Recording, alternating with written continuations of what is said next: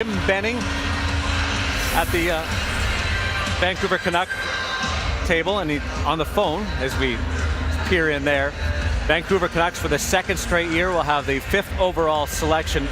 Had to really feel for Trevor Linden at the draft lottery, and that face just went almost white when they dropped back with the second best odds to pick at the draft lottery, and they slipped down to number 5. But Benning on the phone.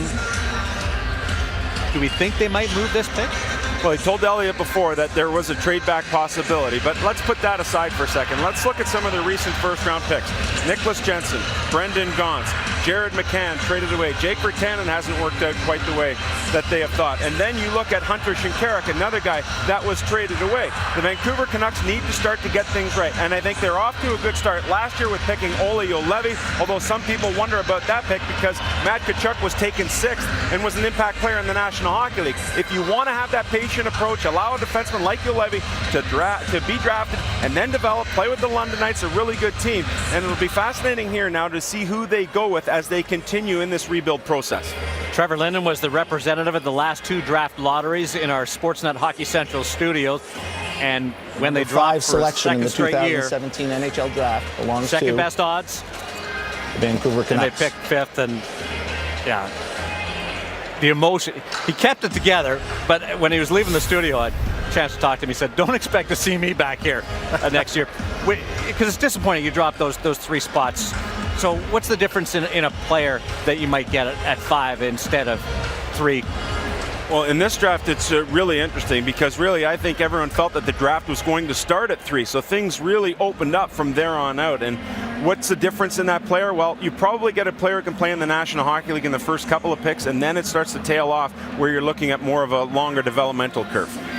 Brock Besser from 2 years ago was their first overall pick as at 23 for the Vancouver Canucks, and he made his NHL debut, scored. Olli Juolevi a year ago as we go to the podium. Oh, I thought they were going to send him up there. Gary Bettman providing a little bit of security. Here's Jim Benning. We would like to welcome all our fans at our draft party at Rogers Arena. And with our first selection, we select from Timrå, Elias Pettersson. 165 pounds, 6'1", but not a lot of weight there.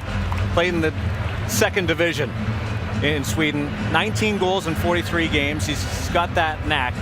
What are they getting in this player? There's a couple of things that stick out. When you go back to his club play with Timrå in the Allsvenskan, he played with a player named Jonathan Dahlin, the son of Ulf Dahlin, who was a former Ottawa Senators prospect. Well, in the Burroughs trade, it was Dahlin who ended up coming over to Vancouver. When those two played on a line together, the chemistry was undeniable. When they were off the line from one another, both players suffered. So now you have 2 Vancouver prospects who have good chemistry. You think about the Vancouver Canucks, at some point they're going to have to transition out of the Sedin era, and they might be doing it with 2 Swedes. Here, Pettersson, and then Dahlin that we've talked about. The other thing that you have to remember is that this guy went out for dinner, flew into Vancouver after the Combine, went out for dinner with the Sedins, went out for dinner with Jim Benning, really got a feel for what it was going to be like. If you're talking about mentoring a Swedish playmaking center, who would you rather have than the Sedins to do that for you? And I agree with you, Sam. I think this is a move for the future here up the middle for the Vancouver Canucks, an area of need for them. You look at, as you mentioned, Henrik Sedin not getting any younger, and then they have Bo Horvat. They're looking for that depth down the middle. Brandon Sutter's there as well.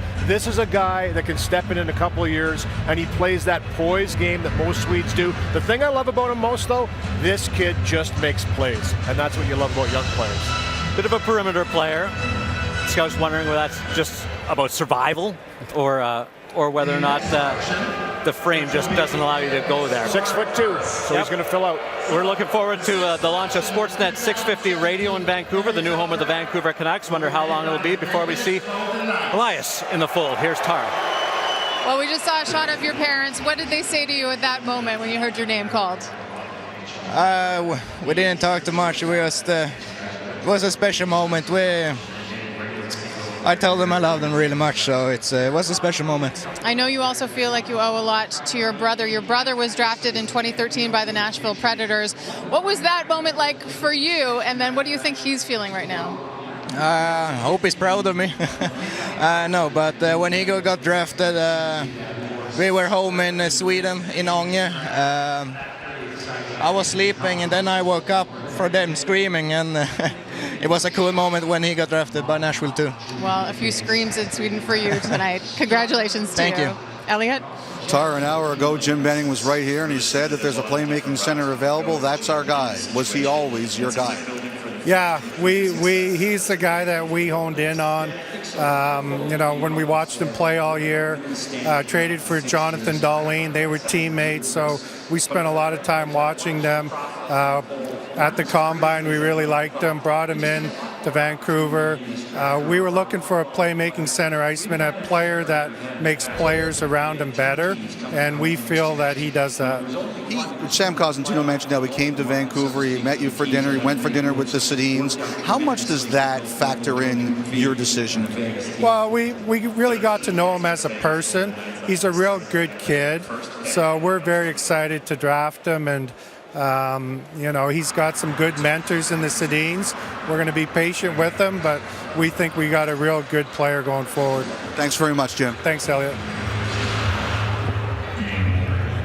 Vancouver Canucks at number 5 for the second straight year, and not a lot of people going into this draft had the switch with Hischier and Patrick, but I have to give Sam Cosentino credit. You're 5 for 5 now between your mock draft and what's played out here. Bang on. Well, I think things really changed with Pettersson. I don't think a lot of people had him going that high. I felt pretty strongly about my information. I think the dinner with the Sedins is probably something that not getting enough credit when Jim Benning talks about it, but here you go. This is a guy that the only concern that you'd have about him is at 160 pounds, how much weight is he going to be able to put on to compete in the Western Conference? Be a little bit of a break. So unusual compared to a year ago when we were all in the first 10 picks with the Canadian clubs. We'll have the Vancouver Canucks giving way to the Calgary Flames at 16 and Toronto at 17, and then get into the likes of Edmonton, Winnipeg, Montreal, and Ottawa. How far away do you think? To understand is he finished 9th in Allsvenskan scoring, and that's playing with men, even slight of size. Yes, it's a bigger ice surface. Yes, it's not quite as physical a league, but still finished 9th in scoring there. You look at the highlights, pretty dynamic player. Really hard to predict that with the wiry players like him at 6'2". I do believe over a couple of years, though, he's going to fill up. George McPhee ready to make history, Gerard Gallant.